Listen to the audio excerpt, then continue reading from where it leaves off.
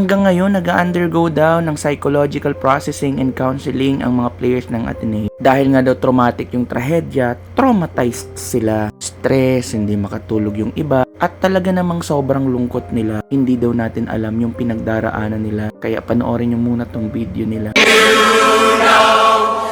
know where you are with, you know where you are with, for collapsing, falling, bouncing back and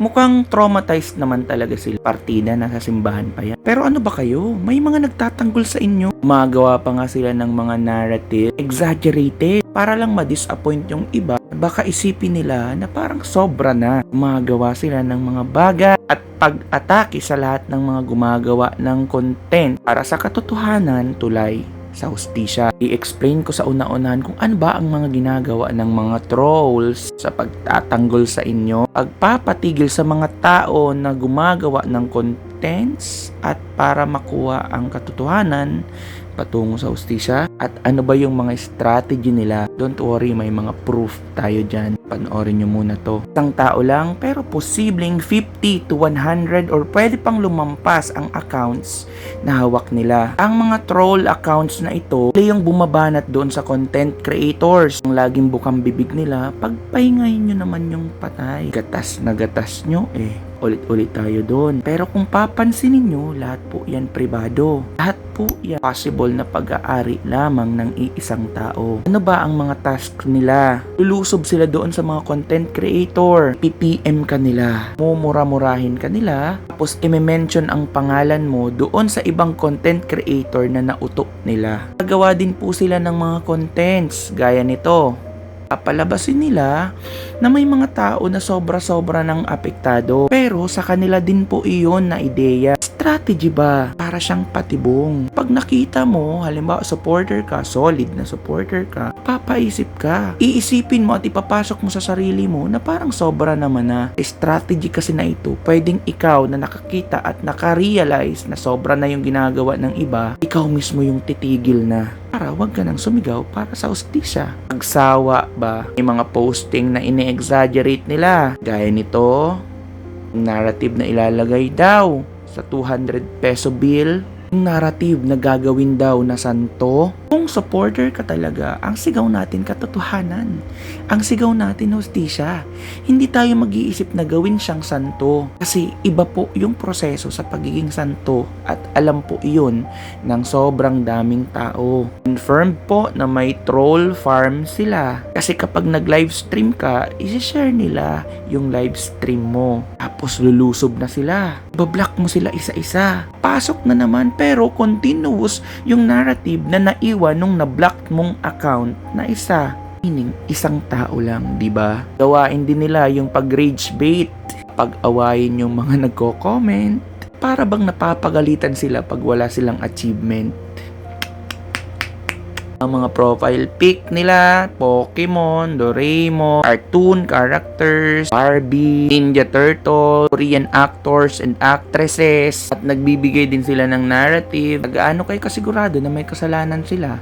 May pruweba ka ba? Pag narasonan mo bakit ikaw may pruweba ka ba? Sample, ito, gagawa sila ng ganyan. Ang tendency, pag mo mamurahin ng mga tao, kaka-violation yung mga tao, possible hindi kayo agad makakomment, at kapag nasunod-sunodan nyo yung violations nyo, baka mawala yung account nyo. Strategy ng mga trolls, di ba? Ito yung sample ng mga na-block ko. Adami pa po yan sila. Isang tao, 24 na profile. Diba naikwento ko na during live streaming ko, maakyat yan sila. Block ka ng isa, papasok yung isa, pero yung narrative, iisa. Tapos meron na namang magla-live. Kasi strategy nga din po namin na sana putol-putol yung pag-live para hindi isang tao lang yung nagla-live. Siyempre, pag na-block mo sa'yo, papasok sa ibang live. Same narrative, same strategy. Siyempre, may mga mauuto dyan. Bisaya ako, pero mas Bisaya sila. Tapos size na damay na talaga sa mga Bisaya dahil sa mga ginagawa nilang ganito. Strategy din po nila ito. Gagawa ang mga trolls ng mga ganito para isipin nyo na sobra naman ang ganito. Pero kung tunay kang nagmamahal nagmamahal, tunay kang fan, tunay kang na-inspire at nag-a-admire, hindi mo iisipin ang gawing santo or gawa ng rebulto ang tao na minahal mo dahil sa katangiang tao na dala niya at na-impluwensya niya sa mga tao. Dahil ang habol natin, katotohanan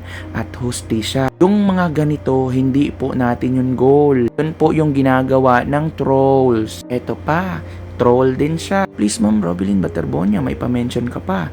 Hindi po ito rage bait, diba? Or ano pa man. Pero sana po tumakbo kayong presidente sa 2028 election.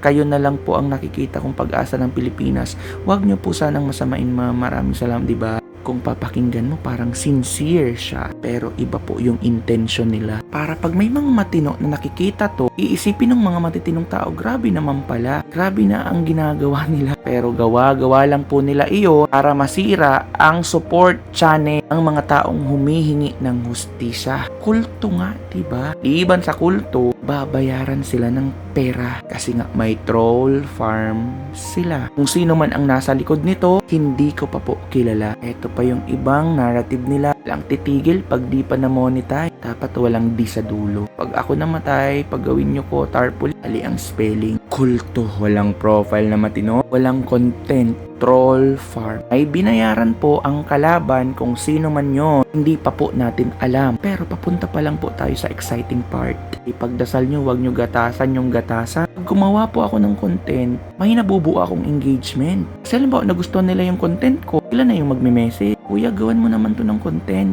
Gusto po namin ng hustisya. We support you. Pusa ko din po ito. Hindi din talaga ako nagdidepende sa kanila. Pero na-appreciate ko sila. Pero ito yung malupit. Doon sa aktual na nanggagata, nagbebenta ng mga merchandise, walang pag-ataking ginagaw. Kung meron man, iilan. Ang punterya nila, mag-impluensya sa mga tao, magkaroon ng mali impresyon para tumigil, bumaba ang suporta ng mga tao na nagmamahal sa dalawang atleta. Konti na lang yan, monetized ka na. Siyempre, kapag ganun ang tingin mo, na tingin nila sa'yo, kung mahina kang tao, titigil ka lang talaga. Anong makukuha mo pag tumigil ka? Ako din may intention din akong malaman ng katotohanan. Bakit ako titigil? Sino ka ba? Ano ba ang mabe-benefit ko sa'yo kapag tumigil ako sa paghingi ng hustisya? Bayad ka na, tagumpay ka pa. Baka magka-bonus ka pa. Sipin nyo profile mo, Barbie. Troll. Ito pa, rage baiting. Basura kayo sa Pinas. Tsaka di naman sikat. Strategy din po yan nila. Ginawa ng saint. Part din ng kulto. Ang kultong gang, geng, gung, bayaran. At troll. Kunwari nagko-comment para makuha niya yung simpatya ng ibang tao. Since mga cartoon characters din naman kayo, bakit di nyo samahan si Doraemon? Puro naman kayo mga bayaran, may troll farm at miyembro ng kulto, gang, gung. Sa lahat, pag may mga nakikita kayong post, check profile, verify. Focus po tayo sa katotohanan at hustisya. Sa iba, kung iba yung way nyo ng pag-grieve, it's okay. Do not harm other people. Again, grief is never wrong. But to silence us, an attempt to silence us, it is so wrong.